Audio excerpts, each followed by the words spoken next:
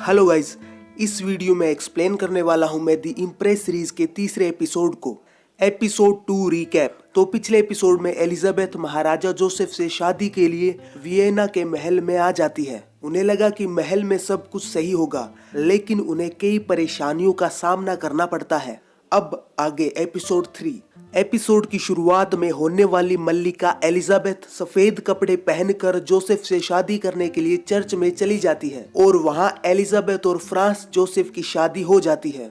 उसके बाद एलिजाबेथ बाहर लोगों से मिलने जाती है तो लोग उन्हें देखकर काफी ज्यादा खुश होते हैं और ये देखकर एलिजाबेथ हैरान हो जाती है। इसके बाद भीड़ के अंदर हलचल होने लगती है और लोग एलिजाबेथ की तरफ आगे आने लग जाते हैं, लेकिन वहां खड़े सिपाही लोगों को रोक लेते हैं। बाद में एक सीन आता है जिसमें मैक्सिमिलियन जोसेफ की पुरानी प्रेमिका काउंटेस लुइस गुंडेमेन को बुलाता है और वो दोनों आपस में कुछ बातें करते हैं। बाद में सारे लोग महाराजा जोसेफ की शादी के रात महल में इकट्ठे होकर खाते पीते हुए नजर आते हैं। उसके बाद विदेश मंत्री सोफी से आकर बोलता है कि रशिया ने हमारी पूर्वी सीमा पर अधिक संख्या में सेना लगा दी है। बाद में एक सीन आता है जिसमें महाराजा जोसेफ और एलिजाबेथ अपने सिंहासन पर बैठ जाते हैं और उनके सामने कई लोग डांस करते हुए नजर आते हैं। तब एलिजाबेथ का ध्यान जोसेफ की पुरानी प्रेमिका लुइस पर पड़ता है, क्योंकि वो उसे कई देर से घूर रही थी। तब एलिजाबेथ फ्रांस से पूछती है कि क्या आप उस औरत को जानते हो? तो फ्रांस बोलता है नहीं। बाद में एक सीन आता है जिसमें एलिजाबेथ एस्टरहाजी से बोलती है कि मैं ये चाहती हूँ कि मेरी बहन मेरे साथ रहे, हमें किसी और पर भरोसा नहीं है, शाही कामों की जिम्मेदारी इस पर होगी। तो ये सुनने के बाद एस्टरहाजी हैरान हो जाती है। बाद में फ्रांस जोसेफ, मैक्सिमिलियन, सोफी और विदेश मंत्री आपस में बातें करते हुए नजर आते हैं। तब विदेश मंत्री महाराजा जोसेफ से ये बोलता है कि आप जल्द ही फ्रांस और रूसी राजदूतों को ये बताएं कि आप किसकी तरफ है। इस पर फ्रांस जोसेफ बोलते हैं कि मैं आज रात को ये फैसला सुनाने वाला हूँ। इसके बाद फ्रांस मैक्सिमिलियन को रुकने के लिए और बाकी सबको जानने के लिए बोलते हैं। तब फ्रांस मैक्सिमिलियन से बोलते हैं कि क्या काउंटेस लुइस को तुमने बुलाया था? तो मैक्सिमिलियन बोलता है कि मुझे उसके बारे में कुछ नहीं पता।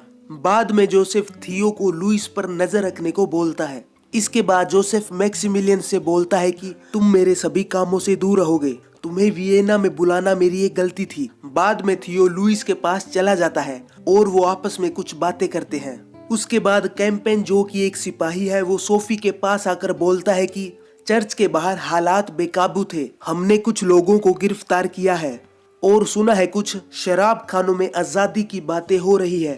तो सोफी बोलती है कि जितने लोगों को चाहो उतनों को गिरफ्तार करो, पर कल सुबह सबसे पहले गिरफ्तार हुए 50 लोगों को माफ कर देना। ये महाराजा की तरफ से लोगों को शादी का तोहफा होगा। इसके बाद एस्टरहाजी वहां आ जाती है और सोफी से बोलती है कि मल्लिका ये चाहती है उनकी बहन हेलेना यहाँ रहे और उनके सभी कामों को वो संभाले। मेरे हिसाब से वो एक बड़ी गलती होगी। तो सोफी बोलती है कि हम इसके बारे में सोचेंगे।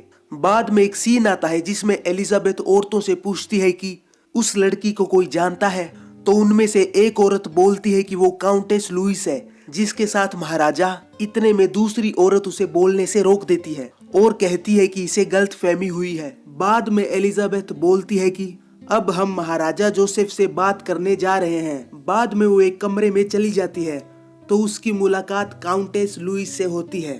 तब एलिजाबेथ लुइस से पूछती है कि तुम्हारा मकसद क्या है? तो लुइस बोलती है कि जी बहलाना। तो एलिजाबेथ बोलती है कि अब यहाँ हम हैं, वो जो भी था अब से बंद। तो लुइस बोलती है कि ये महल लोगों को बदल देता है। बाद में एक सीन आता है जिसमें फ्रांस 2 लोगों से रेलवे के लिए लोन मांगते हैं, लेकिन तभी वहाँ एलिजाबेथ आ जाती है और वो फ्रांस से बोलती है कि मुझे आपसे बात करनी है। तो फ्रांस बोलता है कि बाद में, और बाद में वो आदमी फ्रांस को लोन देने से मना कर देते हैं। इसके बाद मैक्सिमिलियन फ्रांस के राजदूत मोनिसियर डी बार्कने से मिलते हैं। तब बार्कने बोलता है कि आपके महाराजा को किसी तरफ होना होगा।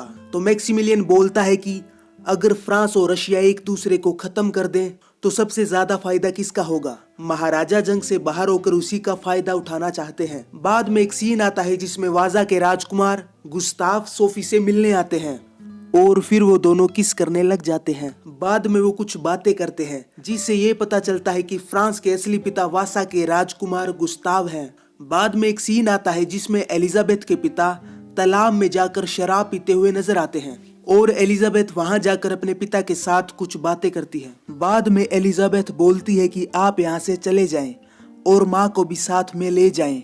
इसके बाद गुस्ताव की मुलाकात फ्रांस से होती है। तब गुस्ताव बोलता है कि मैं आपकी माँ का पुराना दोस्त हूँ। बाद में फ्रांस जोसेफ बोरोन वान सीना के बेटे सिमोन से मिलते हैं। तब सिमोन जोसेफ से बोलता है कि कोई है जो मुझे यकीन दिला सके कि मैं आप पर भरोसा कर सकता हूँ, और मैंने सुना है कि आप और काउंटेस लुइस एक दूसरे को जानते हैं, तो सोमवार को आपको लोन के कागजात मिल जाएंगे।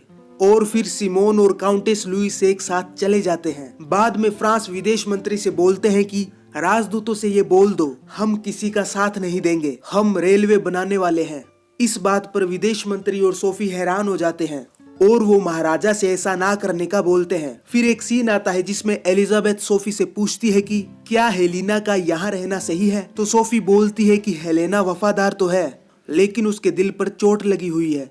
और बाद में फ्रांस और एलिजाबेथ डांस करने लग जाते हैं। तब सोफी हेलेना के कान में कुछ कहती है, शायद वो उसे वापस घर जाने का बोलती है। वहीं दूसरी तरफ कई सिपाही कैंपेन के कहने पर लोगों को मारते हुए नजर आते हैं। फिर एक सीन आता है जिसमें एस्टर हाजी एलिजाबेथ से बोलती है कि आपको इस गाउन को आज रात को पहने रखना होगा। आपका आज का मिलन मजे के लिए नहीं होगा, ये मिलन ईश्वर के लिए होगा। बाद में एलिजाबेथ अपने कमरे में चली जाती है तो फ्रांस उनसे माफी मांगता है और बोलता है कि हमने आपसे झूठ कहा था, हम उस औरत को जानते हैं। बाद में जोसेफ नीचे फर्श पर सो जाते हैं और एलिजाबेथ भी उनके साथ नीचे सो जाती है।